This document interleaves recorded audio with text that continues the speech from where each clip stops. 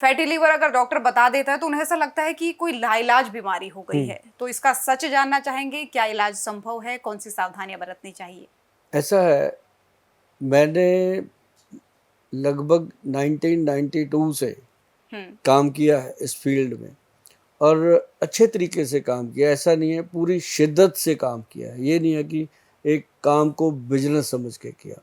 और अभी तक मान के चलिएगा कि 48 लाख कह देना आसान है, एक बड़ा अंकड़ा है कि 48 लाख से ऊपर लोग जो हैं उनका इलाज हमारे केंद्र में हो चुका है। या यूं कह लीजिए कि इतने लोगों ने हमें विजिट किया है। उसमें से 70%, जो 70% लोगों को हम वो खुशियां दे पाए हैं जो खुशियां वो लेने आए थे। और 30% लोग वो हैं जो पीछे रह गए उन खुशियों से। जो लोग ये कहते थे हम शराब नहीं छोड़ेंगे गोयल साहब, कुछ हो जाए कोई बात नहीं। कोई कहते थे हम खाना पीना नहीं छोड़ सकते गोयल साहब, हम कहते थे भाई कुछ ना छोड़ो, 3-4 चीज़ें हैं, माँ की दाल है, राजमा है, आलू है, चावल है, अरबी है, भिंडी है, सफ़ेद चने हैं, 7 चीज़ें बोलते हैं हम। अगर कोई बीमारी हो गई है, ये 7 चीज़ें बंद कर दो, आधी बीमारी ख़त्म हो जाती है। लेकिन कहते हम नहीं छोड़ेंगे जीभ का स्वाद सर। अब हमने जब 1992 से शुरू किया था, हम तो दाल चावल बंद करवाते रह गए, उसके अंदर कूद पड़े बर्गर पिज़्ज़े। जाकर के वो 1999 में, या यूं कह लो कि 2000 के बाद 21वीं सदी में ये बर्गर पिज़्ज़ों ने छलांग मार दी। अब क्या करें? और वो हम तो छुड़वा रहे थे, अभी दालें सब्जियां ठीक करवा रहे थे, अब नया शुरू हो गया मैदा। तो ये बहुत बड़ा एक प्रॉब्लम हो गया। अब लोगों ने, पहले तो अपनी रसोई हुआ करती थी, रस की भरी हुआ करती थी, अब उसको बना दिया किचन। अब उसमें किचकिच किचकिच होती रहती है।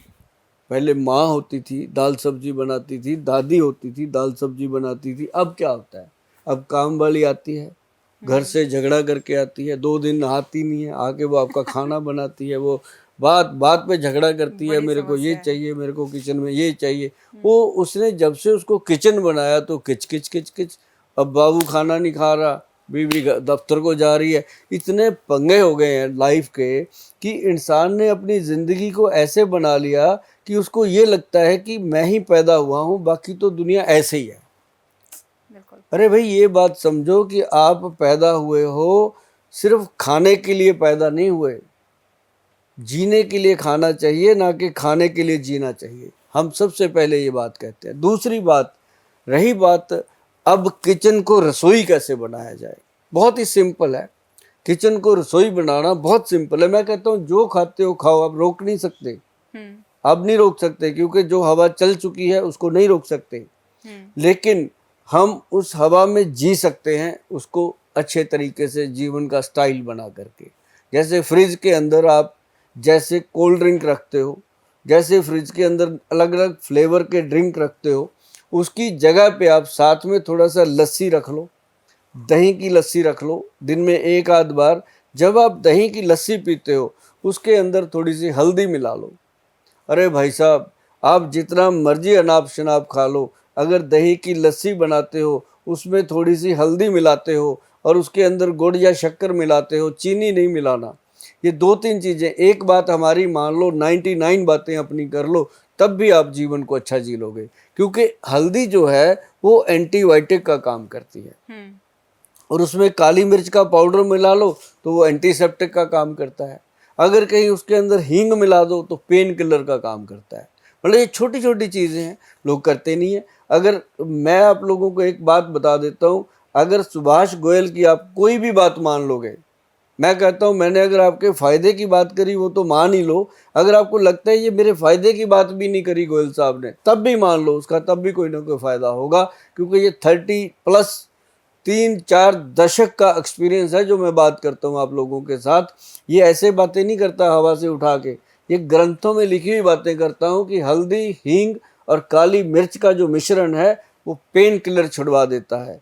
सौंफ, जीरा और अजवाइन, इसका पाउडर बना लो, अपने तवे पे रोस्ट करके, इसको गर्म करके रोस्ट कर लो, रोस्ट करके इसका पाउडर बनाओ, एवरी मील जो भी खाना खाते हो उसके बाद इसकी एक चुटकी भर खा लो आप, आधा चम्मच खा लो आप, आपका वेट मैनेज होगा, आपका वज़न अपने आप कम होता जाएगा, सेट होता जाएगा। और दूसरी बात, आपकी गट हेल्थ जो है, आपके पेट की जो पाचन क्रिया है वो ठीक होती जाएगी। छोटी छोटी बातें हैं। अब बात करते हैं लीवर की। आपने बात करी थी लीवर की। अब लीवर का बेस तो बनाना था ना कि कहाँ से खराब हो रहा है। अब लोग पूछते हैं हमारा कैसे खराब हो गया, हम तो ऐसा कुछ खाते नहीं। भाई जो खाते हो वही तो खराब है। अभी आप देखिए खाना खाते हैं, मान लो गरम गरम खाना है, ठीक है, और गरम गरम चपाती, गरम गरम दाल सब्जी खाई, मुंह में गरम गरम खा रहे हैं, बॉडी के टेम्परेचर के मुताबिक ले रहे हैं, साथ ही उठा के खीरा ढूंस लेते हैं, ठंडा ठंडा खीरा। अब गरम में ठंडा डालोगे तो खाने में तो मजा आता है, लेकिन अंदर तो हमारे ऑर्गन है ना, उनको तो नहीं पता कि ये धर्मेंद्र है, ये यतेंद्र है, इसको खीरा अच्छा लगता है। उसको तो ये पता है कि मैं लीवर हूँ, चाहे वो किसी का भी है।